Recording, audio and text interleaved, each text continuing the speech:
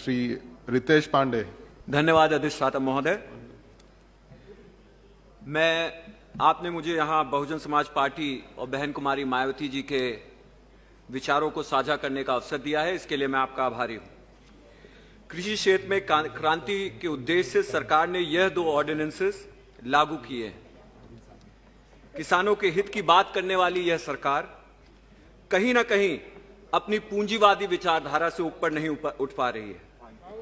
इन तीनों अध्यादेशों को लेकर पूरे देश में जनाक्रोश उठ रखा है और यदि कोरोना का कवच न होता तो यह जनाक्रोश दिल्ली की रोडों पे जरूर आया होता। मैं आज इस बिल के 4 मुद्दों पर अपने विचार इस सदन के समक्ष रखना चाहता हूं। सबसे पहला मुद्दा न्यूनतम समर्थन मूल्य का है, जिसे बहुत सारे विपक्ष के नेताओं ने उठाया है।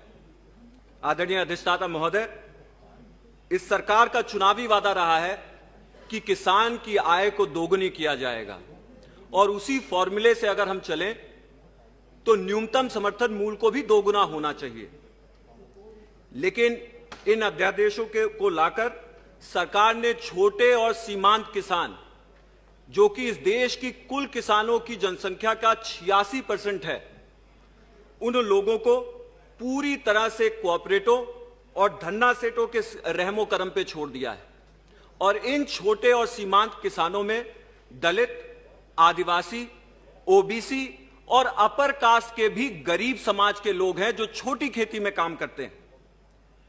फार्मर्स एम्पावरमेंट अध्यादेश के धारा 5 के अनुसार न्यूनतम समर्थन मूल्य को निष्प्रभावी किया जा रहा है, जो कि किसानों के साथ घोर अन्याय है। आदरणीय अधिष्ठाता महोदय, एमएसपी किसान के उत्पादन का एक सम्मानजनक न्यूनतम मूल्य स्थापित करता है और इसी मूल्य के ऊपर किसान और लोगों से मोल तोल करने का काम करता है। एमएसपी को कमजोर करना किसान की आमदनी की नींव को हिलाने के बराबर है। मेरा दूसरा मुद्दा यह है कि यह अध्यादेश देश के संघीय ढांचे पर एक चुनौती देता है। हालांकि स्टेट लिस्ट के प्रवेश 14 के अनुसार कृषि एक राज्य का विषय है। इन अध्यादेशों को लाकर यह साफ होता है कि कंकरेंट लिस्ट के प्रवेश 33 का शोषण करके केंद्र सरकार राज्यों की संप्रभुता को चुनौती दे रही है। फार्मर्स एम्पावरमेंट बिल के धारा 7 और फार्मर्स प्रोड्यूस बिल के धारा 6 एवं धारा 14 के अनुसार राज्य के सभी कायदे कानून इन विधेयकों के सामने निष्क्रिय हो जाते हैं, जो कि राज्य के राजस्व संग्रह के स्रोतों को भी खत्म करता है। अभी एक सदस्य आदरणीय बिट्टू जी बता रहे थे कि किस तरह से एक बड़ा टैक्स का रेवेन्यू जो है वो कम किया जा रहा है। दूसरा, माननीय अध्यक्ष जी, इससे यह लगता है कि अब राज्य सरकारें भी अपने किसानों को धन्ना सेठों के सामने कोई सुरक्षा नहीं दे पाएंगी। मेरा तीसरा बिंदु है कृषि क्षेत्र में विदेशी हस्तक्षेप। 2016 में किसान मित्रों से एक वादा किया गया था कि 2022 में उनकी आय दोगुनी की जाएगी। फिर 4 साल बाद हाल में ही जुलाई 2020 में देश के सर्वोच्च नेतृत्व ने अमेरिकी निवेशकों के सामने को विश्वास दिलाते हुए कहा कि कृषि क्षेत्र में हो रहे ऐतिहासिक बदलाव, अर्थात ये जो 3 ऑर्डिनेंसेस आए हैं, कृषि क्षेत्र के उत्पादन और सप्लाई चेन मैनेजमेंट के लिए असीम अवसर पैदा किए जाएंगे। यहां यह प्रश्न उठता है मान्यवर, आखिर सरकार किसके साथ खड़े दिखना चाहती है? विदेशी उपनिवेशकों के साथ, धन्ना सेठों के साथ, अडानी अंबानी के साथ, या उन किसान मित्रों के साथ जिनकी आय दोगुनी करने का वादा किया गया था? मैं इन मुद्दे पर माननीय कृषि मंत्री से इस पर जरूर स्पष्टीकरण चाहूंगा।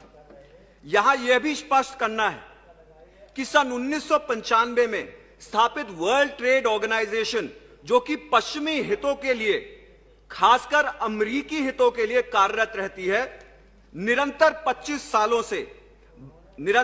सालों से भारत पर अपनी किसान समर्थित नीतियों को त्याग करने का दबाव बना रहा है।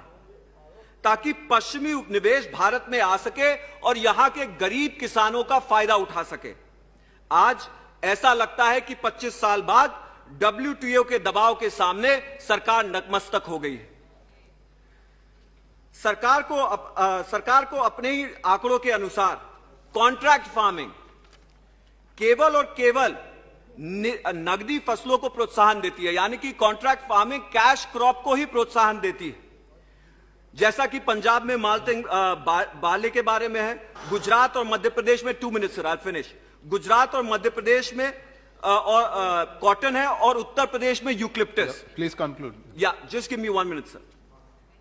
नगदी फसलों को कॉन्ट्रैक्ट फार्मिंग द्वारा प्रोत्साहन मिलने से देश की सॉइल क्वालिटी और बायोडायवर्सिटी पर भी खासा असर पड़ेगा।